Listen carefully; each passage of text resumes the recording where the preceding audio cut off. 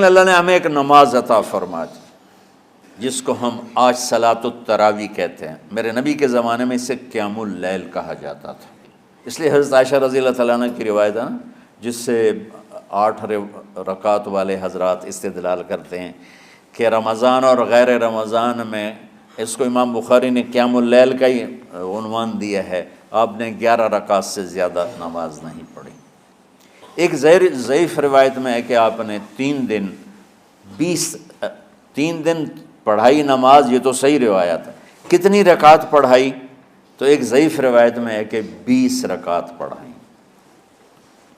اچھا، ضعیف روایت سے عبادت ثابت نہیں ہو سکتی حکم شرعی، تو جب حضرت عمر رضی اللہ تعالیٰ عنہ نے سب کو، اب میرے نبی کے دور میں 3 دن کے بعد آپ تو آئے نہیں کہ کہیں فرض نہ ہو جائے، تو صحابہ اپنے طور پر قرآن سنتے تھے ٹولیوں میں۔ صدیقی دور میں 2 سال وہ فتنوں میں گزرا، تو اس میں بھی اسی طرح چلا کہ ٹولیوں میں ہوتے تھے۔ حضرت عمر رضی اللہ عنہ کے زمانے میں حکومت مضبوط ہو گئی، طاقتور ہو گئے، تو ابتدائی سالوں میں نہیں، چند سالوں کے بعد اب مسجد میں تشریف لائے تو لوگ اس طرح کوئی 4 ادھر 4 ادھر 5 ادھر 10 ادھر 20 ادھر، تو کہنے لگے ان کو ایک امام پہ جمع کر دیا جائے تو کتنا اچھا ہوگا۔ تو آپ نے سب کو اکٹھا کیا اور ابی بن کعب رضی اللہ تعالیٰ عنہ کو امام بنایا اور سب کو ایک نماز پہ جمع کر کے 20 رکعت کا حکم عطا فرمایا۔ تو حضرت عمر کا یہ عمل اس حدیث کو مضبوط کر دیتا ہے کہ چونکہ میرے نبی نے کہا علیکم بسنتی و سنت الخلفاء الراشدین من بعدی، کہ میری اور میرے خلفاء راشدین کی سنت پر مضبوطی سے عمل کرنا۔ تو حضرت عمر کا جو 20 رکعت طے کرنا ہے، اگر ان کا اپنا اجتہاد ہے تو بھی ہمارے لیے عمل کے لیے کافی ہے، اور اگر ان کو یہ یاد ہے کہ میرے نبی نے 20 پڑھی تھیں تو اور زیادہ اچھی بات ہے۔ لیکن بہرحال جو 8 پڑھتا ہے ہمارا اس پہ بھی کوئی اعتراض نہیں، چونکہ وہ بھی حدیث کے ساتھ بات کرتا ہے، اور باقی پوری امت 20 پڑھتی ہے، ان پر بھی اعتراض نہیں۔ میں ایک جگہ سے گزر رہا تھا، نماز کا وقت ہو گیا، اہل حدیث کی مسجد تھی، میں وہاں نماز پڑھنے چلا گیا، تو ایک بہت بڑا اشتہار لکھا ہوا تھا، 20 تراویح ثابت کرنے والے کو 5 لاکھ روپے انعام، کہ 20 تراویح، سینکڑوں سال سے امت کا عمل 20 تراویح آ رہا ہے۔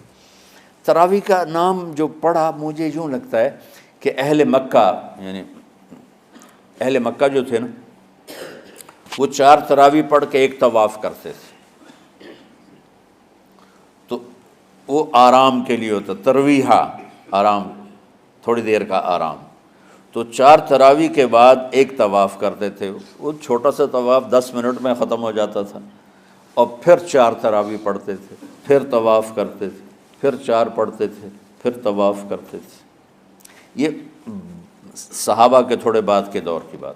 تو مدینے والوں کو پتہ چلا کہ مکے والے تو یہ کرتے ہیں، وہ کہنے لگے اساں کی کریے، انہوں نے کہا اسی 40 تراویح پڑھیں گے، 40 رکعت، وہ 40 رکعت پڑھتے تھے۔ تو نوافل میں کوئی سختی نہیں کہ بھائی 8 سے زیادہ نہیں پڑھنی، بدعت ہو جائے گی، اور 20 پڑھنا بدعت ہے، یہ سب جہالت کی بات ہے۔ اور یہ 8 پڑھ رہے ہیں یہ غلط ہے، یہ بھی حماقت کی بات ہے۔ جو صحیح حدیث سے دلیل پکڑ کے کوئی عمل کرتا ہو تو بھائیو اس سے بحث نہ کیا کرو، مناظرہ نہ کیا کرو، یہ بہت نادانی والی بات۔ اور امت کا، خلق لاکھوں کروڑوں انسانوں کا ایک عمل پہ جمع ہونا، یہ بذات خود اس کی طاقت کی ایک دلیل۔ اور حرمین جب سے میرے رب نے، حضرت عمر نے 20 رکعت شروع کی، آج تک وہاں بھی ساری مساجد میں 8 رکعت تراویح ہوتی ہے، لیکن حرمین کی مسجد میں 20 رکعت، ادھر بھی ادھر بھی۔ اور یہ جو وہ وہاں ختم قرآن پہ دعا نہیں مانگی جاتی، یہ کس کا عمل ہے؟ حضرت عثمان کا۔ حضرت عثمان نے اپنے دور خلافت میں تراویح پڑھانے والے سے کہا جب قرآن ختم کرو تو دعا کرنا۔ وہ کہنے لگے جی کیا دعا کروں؟ کہ جو تیرے دل میں آیا کرنا۔ تو ختم قرآن کی رات تراویح کی آخری رکعت میں من الجنت والناس کے بعد دعا کے لیے ہاتھ اٹھانا، یہ حضرت عثمان رضی اللہ تعالیٰ عنہ نے اس کو زندہ فرمایا۔ اور امام دعا کرتا تھا 1 منٹ 10 منٹ 20 منٹ جتنے بھی، اور پیچھے لوگ آمین کہتے تھے۔ وطر کی جماعت نہیں ہوتی تھی، وطر کو باجماعت حضرت علی رضی اللہ تعالیٰ عنہ نے شروع کی کہ وطر کو بھی باجماعت پڑھا جائے، تو یہ ان کی سنت ہے کہ وطر کو باجماعت پڑھا گیا۔ تو اب یہ لہٰذا یہ سارے سنت جو کام ان خلفۂ راشدین سے ہوا وہ بھی سنت ہے۔ تو اللہ نے ہمیں ایک عبادت دے دی کہ میرا قرآن پڑھو اور سنو۔ پہلی امتوں کو تراویح کیوں نہیں تھی یا قیام اللیل کیوں نہیں تھا؟ کہ ان کو اپنی کتاب یاد ہی نہیں ہوتی تھی، وہ اپنی کتاب کے حافظ نہیں ہوتے تھے، وہ اپنی کتاب یاد ہی نہیں کر سکتے تھے، صرف نبی کو یاد ہوتی تھی۔ اللہ نے ہمارے لیے کتنا آسان کر دیا کہ 7 سال کے یہ چھوٹے چھوٹے بچے قرآن یاد کر رہے ہیں، 70 سال کا بوڑھا قرآن یاد کر رہا ہے۔ یہیں یہ مولوی یوسف صاحب کا ساتھی تھا یا پتہ نہیں ان سے پہلے تھا، سلمان، مولوی سلمان، آج کل امریکہ میں ہوتے ہیں، ہماری ایک شاخ چلا رہے ہیں ماشاءاللہ۔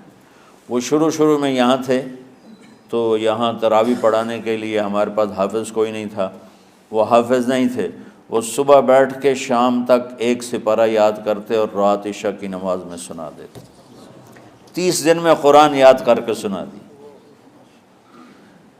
مطلب یہ سنی سنائی بات نہیں، ہمارے اسی حسنین، اسی ممبر اور محراب کی بات کہ یہیں اسی مسجد میں انہوں نے صبح سے مغرب تک یاد کرتے تھے اور پھر عشاء میں کھڑے ہو کے سنا دیتے تھے۔ پیچھے ہوتے تھے لقمہ کوئی دینے والا شاید، لیکن بہت خوبصورت پڑھ کے 1 دن میں یاد کر کے سنا دیا۔ اور ایک مجھے نام بھول گیا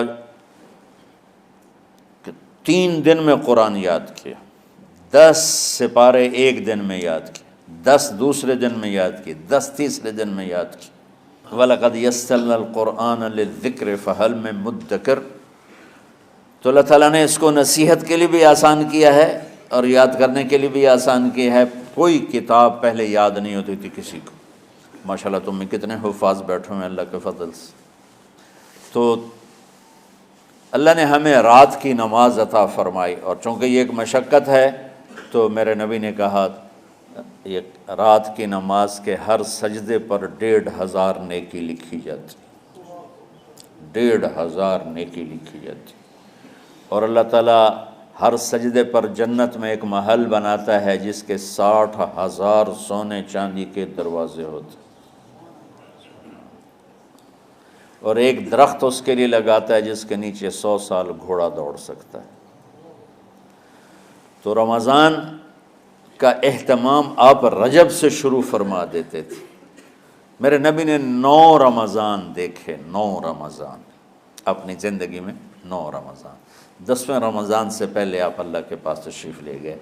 آپ کی زندگی میں روزے فرض ہونے سے آپ کی وفات تک 9 رمضان گزرے، اور میں قربان جاؤں اپنے نبی پر، اپنی امت پہ کیسی شفقت تھی۔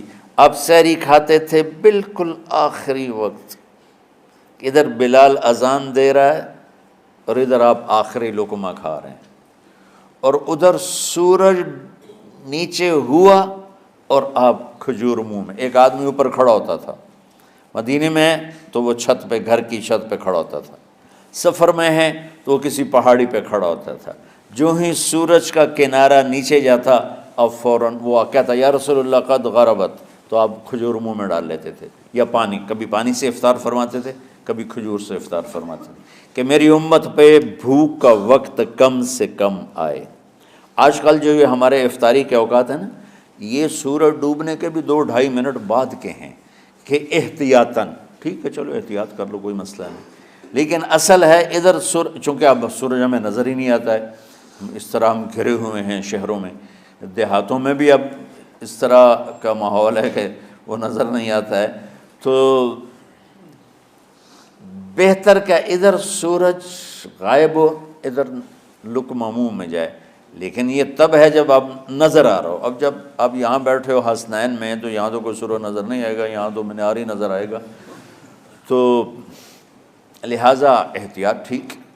ہمارے اہل حدیث بھائی وہ 2 منٹ پہلے ہم سے افطار کرتے ہیں، تو بڑی اچھی بات ہے کہ سورج کے غروب ہونے کا جو اصل وقت ہے اس کے ساتھ ہی افطار کرنا۔ اور سحری میں ایک واقعہ سناتا ہوں، آپ سحری کھا رہے تھے، بکرے کی سری پکی ہوئی تھی، تو مولا علی رضی اللہ تعالیٰ عنہ اور عرباض بن ساریہ رضی اللہ تعالیٰ عنہ آپ کے ساتھ کھانا کھا رہے تھے، تو حضرت بلال ہے، یا رسول اللہ وقت ختم ہو گیا ہے، میں اذان دینے جا رہا ہوں، آپ برائے مہربانی کھانا پینا بند کریں۔ اور یہ کہہ کر چلے گئے۔